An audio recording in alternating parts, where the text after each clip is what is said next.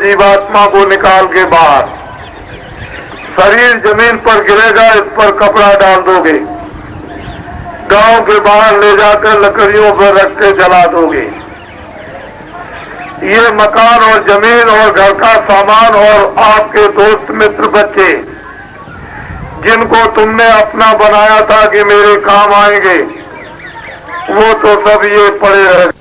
आपको ये बातें खूब समझदारी से समझ लेना है। खेती छोड़ना नहीं, दुकान छोड़ना नहीं, दफ्तर छोड़ना नहीं। पहले खेती, दुकान, दफ्तर का काम करो, बाद में बच्चों की सेवा करो। दोनों जिम्मेदारी को पूरा निभा दो। यही तुम्हारे लिए सबसे ग्रस्त आश्रम का प्रतिपालन है।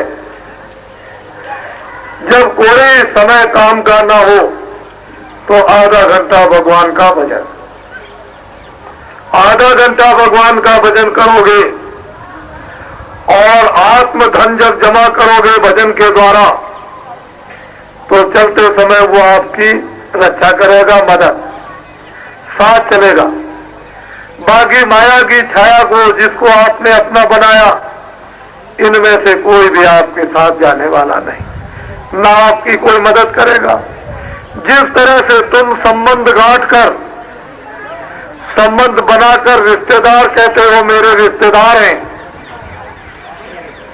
इसी तरह से अगर तुम ये समझकर कोई सबसे बड़ी रिश्तेदारी बना ली जाए, जो इधर भी मेरे काम आए उधर भी काम आए, वो कौन होते हैं? ऋषि मुनि महात्मा साधु संत, जो उस परमात्मा को प्राप्त चिल्लाते और विलाप करते हैं, अरे ये जो देख रहे हो बाहर की आंखों से, इसमें तुम्हारा कुछ भी नहीं है, और तुम्हारे अंदर जो जीवात्मा बैठी है उससे तुम देखते, वो सब कुछ तुम्हारा था, उसको तो देखना तुमने बंद कर दिया, उसको तो तुमने देखा नहीं, और ये देखते हो ये तुम्हारा है नहीं, जो तुम्हारा उसको तुमने जाना नहीं। इसीलिए जरूरत पड़ती थी कि लाखों और करोड़ों रुपया खर्च करेंगे, दान पुण्य करेंगे, सेवा करेंगे, भाव भक्ति करेंगे, वो महात्मा मिल जाए जिन्होंने प्रभु को पाया है। तो ऐसी विभूतियां समय समय पर आया कर। अब बड़े ध्यान जाएगा तो मुक्ति और मोक्ष तो सस्ते में मिल जाएगी, जो बहुत कठोर और असंभव है। दोनों काम बन जाएंगे, लोग भी बन जाएगा, परलोक भी। लेकिन आपने इन बातों को जब भुला दिया तो रामायण, गीता, भागवत, वेद, मंदिर, देवता, गंगा, जमुना, जल, पृथ्वी, अग्नि, वायु, आकाश, इन सब देवताओं को आपने छोड़ दिया। उन्होंने पूछा आप कौन हो? मैं तो अयोध्या का रहने वाला हूँ, यहाँ जंगल में कैसे आए? हमको ऋषियों का आदेश हुआ है तपस्या करने। अच्छा, तो मेरे लिए क्या सेवा? जब जरूरत होगी तब हम बताएंगे। राम तपस्या करने लगे। राज्य में प्रजा बड़ी पीड़ित है और पापों से लग चुकी है। ऐसा काम राजाओं करो कि पापों से मुक्त तुम्हारी प्रजा हो जाए। एक बार समझाया, दो बार समझाया, नारद जी को नाराजगी आई।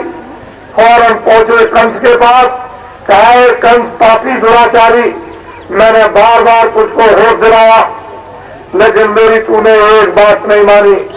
जा, मैं तुझको बताया जाता हूँ, तेरी बहन से तुझको मारने वाला पैदा होगा। नारद जी जा रहे थे, बुलाया, कहा कि आपने कहा था मेरी बहन से मारने वाला मुझको पैदा होगा, तो कितने बच्चे पैदा होंगे? कि 8। कौन मुझको मारेगा ये नहीं बताया। एक तरफ से मारना शुरू कर दिया, 7 बच्चे मार दिए, 8 में कृष्ण पैदा हो गए। लेकिन लोगों ने विश्वास नहीं किया। पर समय काल सबको सबक देता है, सबको शिक्षा देता है, सबको मजबूर कर देता है, और वक्त तो बदलता ही है। चाहे आप मानो न मानो, कृष्ण को, राम को पहचानो न पहचानो, मोहम्मद और ईसा को मत जानो, आप बौद्ध और महावीर को मत पहचानो, तुलसीदास मीरा को तुम जहर और भी पिला दो, लेकिन वक्त बदलता है। ऋषियों की, संतों की कभी बाणी मिथ्या नहीं जाती है।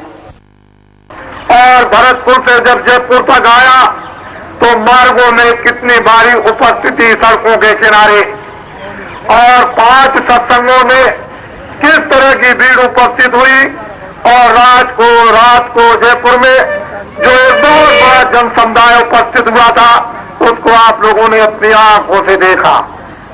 इस काफिले का उद्देश्य यह, वो आपको कुछ बताना चाहता, यह है कि आगे बड़ी तकलीफ, बड़े संकट, बड़े दुख आगे आने वाले हैं। तो सावधान ये काफिला करेगा कि तुम लोग अब कम से कम ये बात समझो। आज से हुक्म और आदेश हुआ है भगवान का कि इंसान आदमियों को ये बता दो कि तुमने बहुत झूठ बोला, धोखे दिए, बेईमानी की, चोरी की, कत्ल किए, तुमने बहुत जानवर और पंछी और आदमियों को मारा, अब इन बुरे कामों को बंद करो। उसने हुक्म दिया है कि न रामायण में लिखा, न गीता में, न वो कुरान में, न बाइबल में हुक्म दिया है कि इनको बता दो कि शराब की बूंद का एक कतरा भी मत पीना। वो मांस मुर्दों, मिट्टी को खाने के लिए उसने हुक्म दिया है कि इनको कहो कि इसको अब बंद कर दो। दिन में जाकर खेती का, दुकान का, दफ्तर का काम करे, बच्चों की सेवा करे। इन लोगों से ये कहो कि हिंदू आधा घंटा भगवान का मनसूफी मंदिर में सच्चा भजन करें। मुसलमान इस जिस्मानी मस्जिद में सच्ची खुदा की इबादत करे, और ईसाई इसमें प्रार्थना करें। तीनों जातियों के लोग अगर वास्तव में अपने अपने काम, बच्चों की सेवाओं में लग जाएं और आधा घंटा इबादत भजन भगवान का सच्चा करने लगे, तो दुनिया की सारी आने वाली आई हुई तबादत, मुसीबत और ये संकट आपके टल सकते हैं।